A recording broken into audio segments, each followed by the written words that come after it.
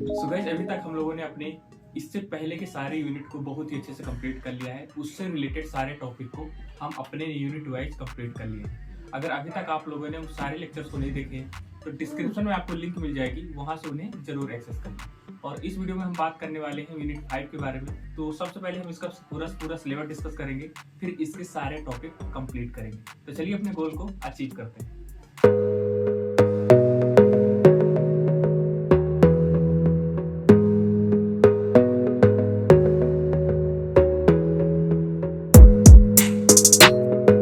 So guys, यहाँ पे अगर सिलेबस की बात करें कि हमारे यूनिट 5 के अंतर्गत कौन कौन से टॉपिक हम इस यूनिट के अंतर्गत पढ़ने वाले हैं, जिसका नाम है टीसीपी आईपी एड्रेसिंग। इससे पहले वाले लेक्चर में हमने टीसीपी आईपी के बारे में बहुत ही अच्छे से पढ़ा था। तो अब इस यूनिट में हम इसके एड्रेसिंग के बारे में समझेंगे। ठीक है, तो ये हमारे यूनिट 5 और इसका नाम है टीसीपी आईपी एड्रेसिंग। इसके अंतर्गत कौन कौन सा हमारा सिलेबस की अगर बात करें तो यहाँ पर सिलेबस जो आ जाता है हमारा concept of physical and logical addressing. ठीक है, IPv4 addressing, addressing space notation, ये सारी चीजें क्या होती हैं। पहले मैं यहाँ पे पेंसिल का कलर चेंज कर लेता हूँ जो कि आपको विजुअल हो।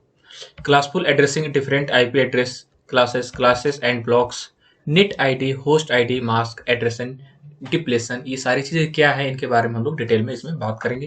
क्लासलेस एड्रेसिंग क्या होती है, एड्रेस ब्लॉक्स, मास्क क्या होते हैं, स्पेशल आईपी एड्रेस क्या होती है, सबनेटिंग एंड सुपरनेटिंग जो कि इंपॉर्टेंट टॉपिक है, लूप बैक क्या होता है, इसका कॉन्सेप्ट क्या है, नेटवर्क एड्रेस ट्रांसलेशन क्या होता है, IPv4 हेडर और IPv6 हेडर क्या होता है, और comparison between IPv4 and IPv6 जो कि हमने लास्ट में भी देख लिया था। लेकिन यहाँ पे अगर सिलेबस हम डिस्कस की बात करें तो यहाँ पे ये इस यूनिट के अंतर्गत ये सारी चीजें हमारे सिलेबस में आ जाते हैं। ठीक है, अब यहाँ पे हम लोग क्या करते हैं, एक एक करके इन सारी चीजों के बारे में समझ लेते हैं। तो यहाँ अगर पहले की बात करें, पहले टॉपिक के, वो आ जाता है हमारा एड्रेसिंग।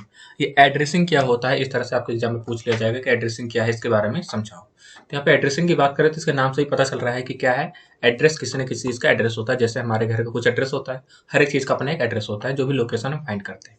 ठीक है, तो यहाँ पे एड्रेसिंग की बात करें तो एड्रेसिंग क्या होता है, कंप्यूटर नेटवर्क में एड्रेसिंग एक ऐसी प्रक्रिया है जिसमें होस्ट को एड्रेस असाइन किए जाते हैं। किसे, होस्ट को एड्रेस असाइन किए जाते हैं। किसके टेक्निक में, किस कौन सी प्रक्रिया में, ये जो एड्रेसिंग जो हमारी प्रक्रिया है वो क्या है, कंप्यूटर नेटवर्क में एड्रेसिंग जो है वह ऐसी प्रक्रिया है जिसमें होस्ट को एड्रेस असाइन किए जाते हैं। सिंपल है, एड्रेसिंग को नेटवर्क लेयर के द्वारा परफॉर्म किया जाता है। ठीक है, किसके, कौन से लेयर के द्वारा, नेटवर्क लेयर के द्वारा परफॉर्म किया जाता है। हम लेयर के बारे में हमने लास्ट लेक्चर में समझ लिया था। अगर अभी तक आप लोगों ने OSI मॉडल की ये क्लास को नहीं देखा तो डिस्क्रिप्शन में लिंक मिल जाएगी, वहां से उसे एक्सेस कर सकते हैं। तो एड्रेसिंग को नेटवर्क लेयर के द्वारा परफॉर्म किया जाता है। यह नेटवर्क लेयर का सबसे महत्वपूर्ण कार्य है। ठीक है, तो जो हमारा नेक्स्ट पॉइंट इसमें आ जाता है, इसमें यूनिक एड्रेस के माध्यम से होस्ट को यूनिक तरीके से आइडेंटिफाई किया जाता है। तो इस तरह से हमारे पास 3 पॉइंट है इसमें। कौन कौन से, कंप्यूटर नेटवर्क में एड्रेसिंग एक ऐसी प्रक्रिया है जिसमें होस्ट को एड्रेस असाइन किए जाते हैं। सेकंड पॉइंट की बात करें तो एड्रेसिंग को नेटवर्क लेयर के द्वारा परफॉर्म किया जाता है। यह नेटवर्क लेयर का सबसे महत्वपूर्ण कार्य है। तो अगर इसी बात की जाए कि जो हमारा एड्रेसिंग है कौन सी लेयर के द्वारा परफॉर्म किया जाता है, तो कौन सी लेयर के द्वारा किया जाता है, नेटवर्क लेयर के द्वारा ये परफॉर्म किया जाता है। ठीक है, यह लेयर का सबसे महत्वपूर्ण कार्य है। इसमें यूनिक एड्रेस के माध्यम से होस्ट को यूनिक तरीके से आइडेंटिफाई किया जाता है। तो इस तरह से कुछ एड्रेसिंग के कुछ पॉइंट हैं जो कि मेजर इंपॉर्टेंट है। अब एड्रेस के 2 प्रकार की, अब जो हमारी एड्रेसिंग होती है वो 2 प्रकार की होती है। कौन कौन सी, हार्डवेयर एड्रेसिंग और दूसरा है लॉजिकल एड्रेसिंग। ये हमारे टाइप हैं एड्रेसिंग के। कौन कौन से, हार्डवेयर एड्रेसिंग और दूसरा है लॉजिकल एड्रेसिंग। अब यहाँ पे जो हार्डवेयर एड्रेसिंग होती है इसका यूज होस्ट को लोकल एरिया में आइडेंटिफाई करने के लिए किया जाता है, और जो लॉजिकल एड्रेसिंग होती है उसका यूज जो होता है होस्ट को नेटवर्क लेयर पर आइडेंटिफाई करने के लिए किया जाता है। तो हार्डवेयर को कहाँ पे किया जाता है, लोकल एरिया में, होस्ट को लोकल एरिया में आइडेंटिफाई करने के लिए किया जाता है, और लॉजिकल एड्रेसिंग का प्रयोग जो होस्ट को नेटवर्क लेयर पर आइडेंटिफाई करने के लिए किया जाता है। इन दोनों तरह की एड्रेसिंग के बारे में नीचे हम समझेंगे अभी। तो यहाँ पे जो हार्डवेयर एड्रेसिंग है वो है एक हार्डवेयर एड्रेस की मदद से लोकल एरिया नेटवर्क में होस्ट को यूनिक तरीके से आइडेंटिफाई किया जाता है। यदि आप OSI मॉडल के अनुसार देखें तो लेयर 2 यानी कि डेटा लिंक लेयर पर हार्डवेयर एड्रेसिंग का यूज किया जाता है। हमने सारी लेयर के बारे में डिटेल में समझ लिया है, तो बस वहीं से कुछ पॉइंट निकल के पूरे आ गए हैं और उसी के बारे में थोड़ा विशेष समझाया गया है यहाँ पे। ठीक है, तो यहाँ पे अगर बात करें एक हार्डवेयर जो एड्रेसिंग की मदद से, इसकी हेल्प से लोकल एरिया नेटवर्क में होस्ट को यूनिक तरीके से आइडेंटिफाई किया जाता है। यदि आप OSI मॉडल के अनुसार देखें तो जो लेयर 2 है, डेटा लिंक लेयर जिसका नाम है, पर हार्डवेयर एड्रेसिंग का यूज किया जाता है। ठीक है, हार्डवेयर एड्रेस को MAC media access control addressing भी कहते हैं। मैक एड्रेस को नेटवर्क इंटरफेस कार्ड यानी कि जिसे शॉर्ट में हम बोल देते हैं एनआईसी पर हार्ड कोड किया जाता है। तो ये कुछ हार्डवेयर एड्रेसिंग के कुछ मेजर पॉइंट है। नेक्स्ट में जो पॉइंट आ जाता है वो है मैक एड्रेसिंग की जो साइज होती है वो 48 बिट होती है। एक मैक एड्रेस को हेक्साडेसिमल, अब ये डेसिमल क्या होता है, हेक्साडेसिमल क्या होता है, बाइनरी नंबर क्या होते हैं, इसके बारे में आप लोगों ने डिजिटल इलेक्ट्रॉनिक्स में पढ़ा होगा। ठीक है, तो यह मैक एड्रेस को हेक्साडेसिमल के रूप में रिप्रेजेंट किया करता है, प्रस्तुत करता है। इसका उदाहरण यहाँ पर नीचे समझ सकते हैं हम लोग। ये देखिए 48 बिट का साइज होता है और ये हेक्साडेसिमल के रूप में यहाँ पे समझ सकते हैं। हेक्साडेसिमल का मतलब क्या होता है, डिजिट के साथ साथ कुछ अल्फाबेट भी वहाँ पे यूज किए जाते हैं। समझ पा रहे हैं ना? तो वही चीज़ देखिए, यहाँ पे कुछ डिजिट भी हैं और कुछ अल्फाबेट भी हैं, जैसे ई हो गया, है ना, यहाँ पे डी हो गया, डबल डी हो गया, यहाँ पे सी हो गया। तो यहाँ पे क्या है, यह 48 बिट का होता ही है और इसमें जो हेक्साडेसिमल के रूप में प्रेजेंट किया जाता है। ठीक है, जो मैक एड्रेस हमारा होता है, तो यहाँ पे इसका एड्रेस का कुछ एग्जाम्पल है, यहाँ पे इस तरह से आप लोग समझ सकते हैं। मैक एड्रेस की पहली 6 डिजिट, जिसकी पहली जो 6 डिजिट है, तो यहाँ पे मैक एड्रेस की पहली 6 डिजिट से एनआईसी नेटवर्क इंटरफेस कार्ड के मैन्युफैक्चर मतलब निर्माता को आइडेंटिफाई किया जाता है। जो इसकी पहली जो 6 डिजिट हैं 06 और 5E और 39, तो यहाँ पे जो एनआईसी नेटवर्क इंटरफेस कार्ड के मैन्युफैक्चर को आइडेंटिफाई किया जाता है। इनकी शुरुआती 6 बिट को OUI ऑर्गेनाइजेशनल यूनिक आइडेंटिफायर भी कहते हैं। ठीक है, तो इसका जो नाम अगर दें तो इसका नाम की अगर बात करें तो नाम हम क्या कह सकते हैं, OUI means of organisational unique identifier भी कहते हैं। बाकी के जो इसके अलावा जो 6 डिजिट हैं AD, TD और 2C, बाकी के 6 डिजिट का यूज जो होता है होस्ट को नेटवर्क में यूनिकली आइडेंटिफाई करने के लिए किया जाता है। इन लास्ट 6 डिजिट को होस्ट आईडी भी कहते हैं। तो इस तरह से हम लोग जो हमारा मैक एड्रेस है उसे इस तरह से डिफाइन करते हैं और इनके जो अलग अलग डिजिट है उन्हें क्या क्या नाम दिया जाता है आप लोग यहाँ से समझ सकते हैं। नेक्स्ट जो इसमें पॉइंट आ जाता है अब हमारा आ जाता है लॉजिकल एड्रेस। समझ पा रहे हैं? अभी तक हमने कौन सा देखा था एड्रेस, यहाँ पे हार्डवेयर था ना, ये हार्डवेयर एड्रेस था हमारा। अब हमारा आ जाता है लॉजिकल एड्रेसिंग। तो यहाँ पे लॉजिकल एड्रेसिंग की बात करें तो OSI मॉडल के अनुसार देखें तो नेटवर्क लेयर में लॉजिकल एड्रेसिंग का यूज जो होता है किया जाता है। वो लॉजिकल एड्रेस के माध्यम से आप किसी होस्ट को पूरे नेटवर्क में यूनिकली आइडेंटिफाई कर सकते हैं। लॉजिकल एड्रेस एक नेटवर्क को दूसरे नेटवर्क से सेपरेट भी करते हैं। लॉजिकल एड्रेस कभी भी फिक्स नहीं होते, इन्हें चेंज भी किया जा सकता है। तो इसके कुछ ये पॉइंट है। लॉजिकल एड्रेस को IP एड्रेस भी कहते हैं। ठीक है, तो ये हमारा लॉजिकल एड्रेस है। अब IP एड्रेस क्या होता है, IP एड्रेस की जो साइज होती है वो 32 बिट होती है। ठीक है, जो मैक एड्रेस था उसका कितनी थी, 48 थी ना। मैक एड्रेस के हमारा जो साइज था यहाँ पे, ये देखिए यहाँ पे 48 बिट था। और किस तरह से मैक एड्रेस शो होता है ये यहाँ पे है। अब यहाँ पे इसके साथ साथ क्या होता था, हेक्साडेसिमल होता था। और इसमें जो पहले 6 डिजिट है उनका कुछ नाम दे दिया गया है, किसने दिया है वो भी हमें बताया गया। और जो लास्ट वाले 6 डिजिट है उनका क्या काम था, यूज था, वो भी हमने समझ लिया है। तो यहाँ पे अब जो हमारे IP एड्रेस की बात करें तो इसकी कितनी साइज होती है, 32 बिट। यह एक IP एड्रेस को 2 पार्ट में डिवाइड किया जाता है। जैसे कि हमारे मैक एड्रेस में देखा हमने 2 पार्ट में डिवाइड किया, वैसे यहाँ पे भी IP एड्रेस को 2 पार्ट में डिवाइड होता है। ये भी डिवाइड किया जाता है। पहला पार्ट जो होता है नेटवर्क आईडी, जिससे ये आइडेंटिफाई किया जाता है कि होस्ट का नेटवर्क क्या है, होस्ट का नेटवर्क क्या है।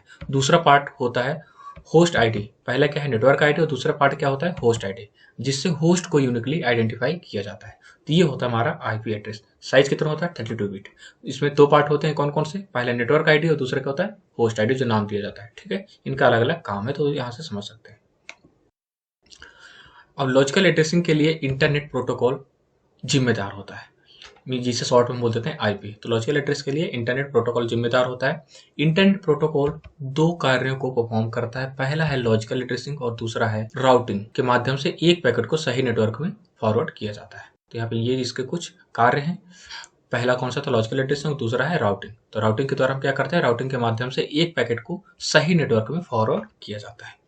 इंटरनेट प्रोटोकॉल 2 तरह की एड्रेसिंग प्रदान करता है। जो हमारा IP है, IP प्रोटोकॉल है, तो क्या है, इंटरनेट प्रोटोकॉल 2 तरह की एड्रेसिंग प्रदान करता है। पहला है एक IPv4 एड्रेसिंग और दूसरा है IPv6 एड्रेसिंग। सिंपल है। IPv4 एड्रेसिंग 32 बिट एड्रेस को असाइन किया जाता है। इस तरह के IP एड्रेस में 8 बिट के 4 ऑक्टेट होते हैं। ये देखिए 1 2 3 4। तो यहाँ पे देख समझे तो 192 पहला हो गया, फिर 10 यहाँ पे दूसरा हो गया, 2 दूसरा हो गया और 1 दूसरा हो गया। तो यहाँ पे जो 8 बिट के 4 ऑक्टेट होते हैं। ठीक, यहाँ पे देखिए ये 8 बिट का पहला है 192 और दूसरा भी 8 बिट का है, यहाँ पे 10 हो गया, और यहाँ पे दूसरा भी जो 2 है वो भी 8 बिट का हो गया और ये भी 8 बिट का हो गया। तो इस तरह से देखें तो 8 चौक 32, यहाँ पे 32 आ गए। ठीक है, तो आई होप आपको ये समझ में आ गया होगा बहुत ही अच्छे से। नेक्स्ट जो आ जाता है हमारा class of IP address. Class of IP address, हालांकि ये आपके एग्जाम में पूछने का चांस कम है, लेकिन फिर भी हम नॉलेज के लिए यहाँ पे समझ लेंगे इसे।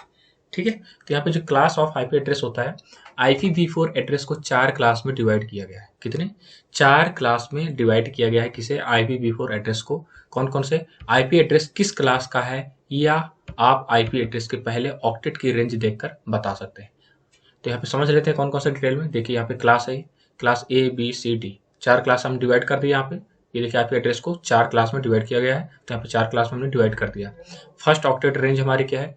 1 से 127 तक, फिर 128 से 191 तक, फिर 192 से 223 तक, और फिर 224 से 239 तक। तो यहाँ पे इस तरह समझ सकते हैं, पहले के 255 हो गए, फिर यहाँ पे 255 यहाँ पे देख सकते हैं, फिर 255, और दूसरा है जो हमारा लास्ट वाला जो क्लास D है उसमें मल्टीकास्टिंग। तो यहाँ पे देख सकते हैं आप लोग, ये क्लास हो गई, ये फर्स्ट ऑक्टेट रेंज हो गई, और यहाँ पे क्या है, लास्ट वाला हो गया डिफॉल्ट सबनेट मास्क। ठीक है, तो आई होप आप लोग क्लास ऑफ आईपी एड्रेस को इस तरह से समझा सकते हैं टेबल के फॉर्म में। अब यहाँ पे क्लास A का मतलब क्या है, क्लास B का मतलब क्या है, क्लास C का मतलब क्या है, क्लास D का मतलब क्या है, सब के बारे में हम लोग डिटेल में पढ़ने वाले हैं। तो क्लास A जो है हमारा, क्लास A की नेटवर्क रेंज 1 से 127 तक होती है, और इस क्लास का जो डिफॉल्ट सबनेट मास्क है वो 255.0.0.0 होता है, जैसे कि हमने यहाँ पे टेबल में देखा था। यहाँ पे देख सकते हैं आप लोग 255 है यहाँ पे, फिर पॉइंट के बाद सारे 0 है, यानी कि 4 8 बिट में हमने 4 को डिवाइड कर दिया है। तो क्लास A नेटवर्क रेंज 1 से 127 तक होती है, और इस क्लास का डिफॉल्ट सबनेट मास्क 255.0.0.0 होता है। इसका मीन्स क्या हो गया, मतलब क्या हुआ? इसका मतलब ये हुआ कि इस क्लास के आईपी एड्रेस में केवल पहला ऑक्टेट ही है नेटवर्क को प्रस्तुत करता है, जो कि, और बाकी के 3 ऑक्टेट होस्टेड को प्रस्तुत करते हैं। इस क्लास में 127 127 नेटवर्क होते हैं, और प्रत्येक नेटवर्क में 16777214 होस्ट होते हैं। ठीक है, तो इस तरह से हम क्लास A के बारे में समझ सकते हैं। अब जो हमारे क्लास B आ जाता है, वो है क्लास B की नेटवर्क रेंज 128 से 191 तक होती है। इस क्लास के आईपी एड्रेस का सबनेट मास्क 255.255 होता है, और यहाँ पे पॉइंट के बाद 00 आप दोनों में डिफाइन करेंगे। इस क्लास के आईपी एड्रेस में पहले 2 ऑक्टेट नेटवर्क को रिप्रेजेंट करते हैं, और आखिरी 2 ऑक्टेट होस्ट को डिफाइन करते हैं। तो यहाँ पे पहले वाले में क्या हो रहा था, क्लास A में पहले एक ही को हम क्या करते थे, यहाँ पे क्या किसके कर रहे हैं, 2 ऑक्टेट नेटवर्क को रिप्रेजेंट कर रहे हैं। पहले हम क्या कर रहे थे, केवल एक ही ऑक्टेट नंबर को रिप्रेजेंट करते थे, क्योंकि एक ही में हमारा 255 था यहाँ पे। अब यहाँ पे क्या है, 2 में 255 है, तो यहाँ पे क्या है, पहले 2 ऑक्टेट को नेटवर्क को रिप्रेजेंट करते हैं, और आखिरी जो 2 है यहाँ पे 00, तो आखिरी 2 ऑक्टेट होस्टेड को डिफाइन होते हैं। तो इन्हें हम क्या बोलते हैं, ऑक्टेट बोलते हैं। तो पहले कौन सा जो फुलफिल है, तो उन्हें क्या करते हैं, नेटवर्क को रिप्रेजेंट करते हैं। ठीक है, पहले वाले, और दूसरे जो हमारे जो खाली है 00 है, उन्हें क्या करते हैं, जो 2 ऑक्टेट जो बाकी बचे हुए हैं, उन्हें हम होस्ट को डिफाइन करते हैं। इस क्लास में 16384 नेटवर्क्स होते हैं, और 65534 होस्ट होते हैं, प्रत्येक नेटवर्क में होते हैं। तो यहाँ पे कितने थे, होस्ट की संख्या यहाँ पे अधिक थी, और यहाँ पे होस्ट की संख्या थोड़ी सी लो है इसके अपेक्षा। ठीक, तो आई होप आपको समझ में आ गया होगा क्लास A और क्लास B। अब यहाँ पे क्लास C और क्लास D समझ लेते हैं। तो क्लास C की नेटवर्क रेंज क्या होती है, 192 से 223 तक होती है। इस क्लास का आईपी एड्रेस का सबनेट मास्क 255.255.255.0 होता है, कुछ इस तरह से होता है। इस क्लास के आईपी एड्रेस में पहले 3 जो ऑक्टेट होते हैं नेटवर्क को रिप्रेजेंट करते हैं, सिंपल ऐसे जैसे कि हमने दोनों पहले वाले में देखा था क्लास A और B में। तो यहाँ पे जो पहले जो 3 होते हैं, 3 ऑक्टेट जो नंबर होते हैं, किसे रिप्रेजेंट करते हैं, नेटवर्क को रिप्रेजेंट करते हैं, और आखिरी एक जो यहाँ पे 0 बचा हुआ किसे करेगा, होस्ट को रिप्रेजेंट करता है। इस क्लास में 2097152 नेटवर्क होते हैं, और 254 होस्ट होते हैं। ठीक है, तो इस तरह से आप लोग क्लास C को समझ सकते हैं। और क्लास D जो हमारा आ जाता है, वह क्लास D के नेटवर्क मल्टीकास्ट के लिए रिजर्व कर लिए गए हैं। किसके लिए, मल्टीकास्टिंग के लिए कर लिए गए हैं। इस क्लास के एड्रेस का कोई सबनेट मास्क नहीं होता है। ठीक है, तो आई होप आप लोग समझ गए होंगे class A, class B, class C, class और D के बारे में। ये किसके क्या है, क्लास ऑफ आईपी एड्रेस के ये हमारे क्या है, क्लास है। ठीक है, तो इस तरह से अगर आपसे आईपी एड्रेस के बारे में पूछा जाता है कि आईपी एड्रेस क्या है, तो आप लोग यहाँ से आईपी एड्रेस को समझा सकते हैं। जैसे कि मैंने यहाँ पे ये समझाया आपको आईपी एड्रेस क्या होता है। कितने बिट का होता है और इसके अंतर्गत क्या होता है, कितने पार्ट में डिवाइड होता है। फिर इस तरह से यहाँ पे इसका कुछ एग्जांपल इस तरह बना देंगे और ब्रैकेट में उसे बंद कर देंगे, ठीक है। फिर यहाँ पे क्लास ऑफ आईपी एड्रेस, अब आईपी एड्रेस के क्लास के बारे में बहुत ही अच्छे से डिफाइन कर देंगे। तो यहाँ से पूरा आप लोग आईपी एड्रेस के बारे में अच्छे से अपने एग्जामिनर को या फिर अपने एग्जाम में लिख सकते हैं, ठीक है। तो आई होप आप लोगों को समझ में आ गया होगा। नेक्स्ट आ जाता है सबनेट मास्क। हम यहाँ पे सबनेट मास्क वर्ड यूज कर रहे थे ना, यहाँ पे ये सबनेट मास्क क्या होता है इसके बारे में समझ लेते हैं। तो सबनेट मास्क क्या होता है वो समझ लेते हैं। हम जानते हैं we know that IP address का एक पार्ट तो नेटवर्क के बारे में बताता है और दूसरा पार्ट होस्ट के बारे में बताता है, जैसे कि अभी हमने देखा था। सबनेट मास्क यही बताने के लिए होता है कि पूरे आईपी एड्रेस का कौन सा पार्ट नेटवर्क को रिप्रेजेंट करता है और कौन सा होस्ट को रिप्रेजेंट करता है। तो आप लोग समझ सकते हैं कि सबनेट मास्क क्या करता है। सबनेट मास्क यही बताने के लिए यूज किया जाता है इसका कि पूरे आईपी एड्रेस का कौन सा पार्ट नेटवर्क को रिप्रेजेंट करता है और कौन सा पार्ट जो होता है वो होस्ट को रिप्रेजेंट करता है, ठीक है। तो ये था सबनेट मास्क का यूज। हर आईपी एड्रेस के साथ उसका सबनेट मास्क जुड़ा होता है, जिसे देखकर बताया जा सकता है कि आईपी एड्रेस किस नेटवर्क और किस होस्ट का है। सिंपल है। सबनेट मास्क के बारे में पढ़ने से पहले आप डेसिमल टू बाइनरी मतलब जो भी इसका कन्वर्जन है उन्हें या फिर बाइनरी टू डेसिमल कन्वर्जन जरूर सीख लें। तो मुझे पता है, आई होप, मुझे उम्मीद है कि आप लोग ये पहले से सीख लिए होंगे अपने डिजिटल इलेक्ट्रॉनिक सब्जेक्ट में। तो ये था सबनेट मास्क, ठीक है। तो यहाँ पर जितने भी वर्ड हम बीच में यूज करें उनके बारे में समझेंगे, बस आपको पूरा वीडियो लास्ट तक जरूर देखना है ना। अब इसके एग्जांपल की बात करें तो आईपी एड्रेस यहाँ पे देख सकते हैं, ये है हमारा आईपी एड्रेस 192.10 फिर 0.2 फिर 0.1। तो इस तरह से देखिए हमारे 4 पार्ट में डिवाइड है। सबनेट मास्क क्या है 255 फिर बाकी में 00। यहाँ पे आईपी बाइनरी हो गई इनके बारे में, इसी को हमने बाइनरी में कन्वर्ट कर दिया। देखो आईपी बाइनरी हो गई, इसका मतलब ये है यहाँ पे डेसिमल नंबर पे है तो हमने इसे क्या बाइनरी में कन्वर्ट कर दिया, सिंपल है। और जो सबनेट मास्क था यहाँ पे ये भी डेसिमल नंबर पे है और इसे भी हमने क्या कर दिया बाइनरी में कन्वर्ट कर दिया। तो इसलिए हमें अगर इन्हें फाइंड करना है आईपी एड्रेस की आईपी बाइनरी क्या होगी तो बाइनरी नंबर से डिफाइन कर दो। और सबनेट मास्क है तो उसका सबनेट मास्क किस तरह से बाइनरी में डिफाइन करेंगे किस तरह से। तो इसलिए इसे कन्वर्ट करने के लिए हमें सारी चीजें आना बहुत जरूरी है। तो यहाँ पे जो एग्जांपल दिया उसके बारे में बता दिया गया है कि एग्जांपल को देखिए, आईपी एड्रेस के साथ सबनेट मास्क दिया गया है। सबनेट मास्क में 255 का मतलब होता है नेटवर्क ऑक्टेट और 0 का मतलब होता है होस्ट ऑक्टेट, ठीक है। इस एग्जांपल में 192.10 जो है तो नेटवर्क का पार्ट है जो नेटवर्क को रिप्रेजेंट करता है और जो 2.1 होस्ट का पार्ट है जो होस्ट को रिप्रेजेंट करता है। यदि आप बाइनरी फॉर्म देखेंगे तो नेटवर्क पार्ट को 1 से रिप्रेजेंट कर किया जाता है और होस्ट पार्ट को 0 से रिप्रेजेंट किया जाता है। तो आई होप आपको बहुत ही अच्छे समझ में आ गया होगा कि आईपी एड्रेस है क्या, इसकी कौन कौन सी क्लासेस होती हैं, किस तरह से यहाँ पे आईपी एड्रेस को डिफाइन करते हैं और सबनेट मास्क क्या होता है, इसके बारे में बहुत ही अच्छे समझ में आ गया होगा, ठीक है। यहाँ पे अगर बात करें दूसरा है सुपर नेटिंग। इसके बारे में हम लोग टॉपिक देखा जब सिलेबस पढ़ रहे थे तो इसे समझ लेंगे सुपर नेटिंग क्या होता है। तो सुपर नेटिंग जो है वह सब नेटिंग की विपरीत की विधि है, मतलब जो सब नेटिंग होगा उसका जो अपोजिट फॉर्म होगा वो सुपर नेटिंग हमारा कहलाएगा। सब नेटिंग में एक नेटवर्क को 2 या 2 से अधिक छोटे नेटवर्क में विभाजित कर दिया जाता है, जबकि सुपर नेटिंग में क्या होता है छोटे छोटे नेटवर्क को मिलाकर एक बड़ा नेटवर्क बनाया जाता है। तो सब नेटिंग में क्या हो रहा है, एक नेटवर्क है उसे छोटे छोटे भागों में डिवाइड किया जा रहा है, ठीक है, सब नेटिंग के अंतर्गत। लेकिन जो सुपर नेटिंग क्या कर रहा है, जो यहाँ पर छोटे छोटे टुकड़े हमने डिवाइड किया था उन्हें मर्ज कर रहा है और नया नेटवर्क यहाँ पे क्रिएट कर रहा है। तो एक बड़ा नेटवर्क बनाया जाता है छोटे छोटे नेटवर्कों को मिलाकर, जिसे हम सुपर नेटवर्क या सुपर नेट कहते हैं, ठीक है। सुपर नेटिंग को क्लासेस इंटर डोमेन राउटिंग यानी CIDR भी कहते हैं। CIDR वास्तव में एक नेटवर्क है जिसके द्वारा 2 या 2 से अधिक नेटवर्क मिलकर एक बड़े नेटवर्क का निर्माण करते हैं, ठीक है। आप यहाँ पे शॉर्ट फॉर्म में अगर समझें तो सुपर नेटिंग एक बड़े नेटवर्क को छोटे सब नेटवर्क में विभाजित करने की एक टेक्निक है। वही इसके विपरीत जो हमारा सुपर नेटिंग होता है, इसके माध्यम से हम बहुत सारे छोटे छोटे नेटवर्क को मिलाकर एक बड़ा नेटवर्क बनाया जाता है या फिर बनाते हैं। सब नेटिंग और सुपर नेटिंग टेक्निक है जो है उसका आविष्कार लोकल नेटवर्क में आईपी एड्रेस की कमी की समस्या को सॉल्व करने के लिए किया गया है। तो ये हमारा सुपर नेटिंग और सब नेटिंग के बारे में डिटेल से जानकारी, ठीक है। तो आई होप आपको समझ में आ गया होगा। नेक्स्ट आ जाता है कि हम जो सुपर नेटिंग है इसका यूज क्यों करते हैं, वाई यूज सुपर नेटिंग। तो जब किसी नेटवर्क में हमें ज़्यादा वैलिड आईपी एड्रेस की ज़रूरत पड़ती है और हमारा क्लासफुल आईपी एड्रेस उस ज़रूरत को पूरा न कर पा रहा हो तो हम सुपर नेटिंग की ज़रूरत हमें इसलिए इसका ज़रूरत पड़ती है, ठीक है। अब इसके एडवांटेज की बात करें सुपर नेटिंग की, तो इसके एडवांटेज की बात करें तो पहला पॉइंट जो आ जाता है, इसके द्वारा ऑर्गेनाइजेशन अपने नेटवर्क साइज को बदल सकती है, ठीक है। जो हमारी ऑर्गेनाइजेशन होती है तो इसकी हेल्प से अपने नेटवर्क साइज में बदलाव कर सकती है, फिर चेंजेस ला सकते हैं। इसके द्वारा राउटर अच्छी तरह से राउटिंग की सूचना को स्टोर कर सकता है। तो राउटर क्या होता है इसके बारे में हम लोग समझेंगे। तो इसके द्वारा राउटर अच्छी तरह से राउटिंग की सूचना को स्टोर कर सकता है। यह CIDR एड्रेसिंग एड्रेस कोडिंग की स्कीम को सपोर्ट करता है। यह एड्रेस को सुरक्षित रखता है। इससे नेटवर्क की परफॉर्मेंस तथा गति बढ़ती है। नेटवर्क के कंजेशन में कमी आती है। इसमें नेटवर्क की सिक्योरिटी बढ़ती है। तो ये इसके कुछ एडवांटेज है। अब यहाँ पे एडवांटेज हैं, तो इसके साथ साथ डिसएडवांटेज भी होंगे।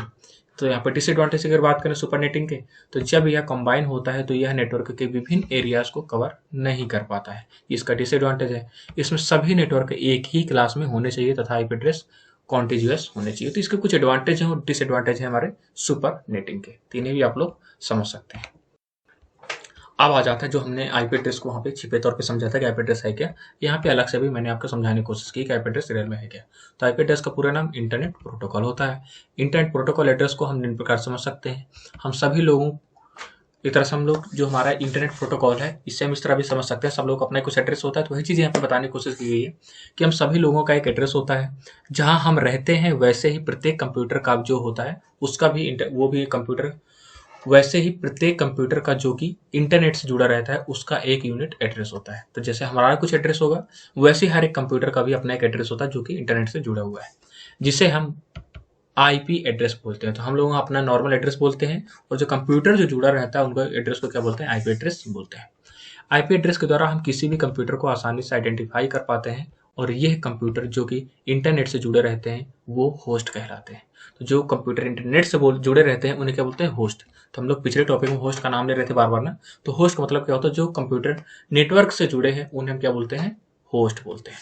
आईपी एड्रेस एक 32 बिट न्यूमेरिक एड्रेस होता है। यह 4 अंकों वाला होता है और क्या होता है जो 0 से लेकर 255 तक होते हैं, जैसे 128.143.137.144 एक आईपी एड्रेस है। तो इस तरह से हमने आईपी एड्रेस के बारे में पहले भी जस्ट पढ़ा था, तो यहाँ से भी आप लोग समझ सकते हैं। ठीक है, अब यहाँ पे आईपी एड्रेस का एग्जाम्पल दिया गया है, ये चीज़ यहाँ पे समझ सकते हैं। फर्स्ट बाइट हो गया, सेकंड बाइट हो गया, थर्ड बाइट हो गया, 4 बाइट हो गया। ठीक है, एक बाइट कितने बिट का होता है आप लोग कमेंट में जरूर बता देना। आईपी एड्रेस दो प्रकार के होते हैं, कौन कौन से, स्टैटिक आईपी एड्रेस और डायनेमिक आईपी एड्रेस। तो स्टैटिक आईपी एड्रेस के बारे में बात करें तो वह एड्रेस जो कभी चेंज नहीं होते, वह एड्रेस जिसमें हम चेंजेस नहीं कर सकते, जो कभी चेंज नहीं होते, वो होते हैं स्टैटिक आईपी एड्रेस।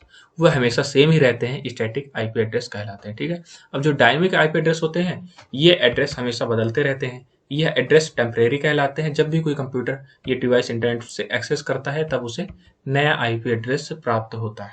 तो यहाँ पे आईपी एड्रेस क्या होता है, कितने प्रकार का होता है, हमारा 2 प्रकार का होता है, स्टैटिक आईपी एड्रेस और डायनेमिक आईपी एड्रेस।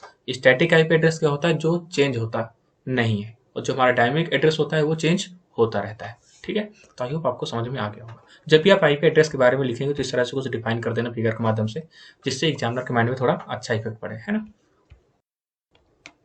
अब यहाँ पे IPv4 और IPv6 के बारे में हमने पहले भी पढ़ा था लास्ट लेक्चर में, तो यहाँ पे फिर से हम समझ लेते हैं। IPv4 का पूरा नाम क्या होता है, इंटरनेट प्रोटोकॉल वर्जन 4।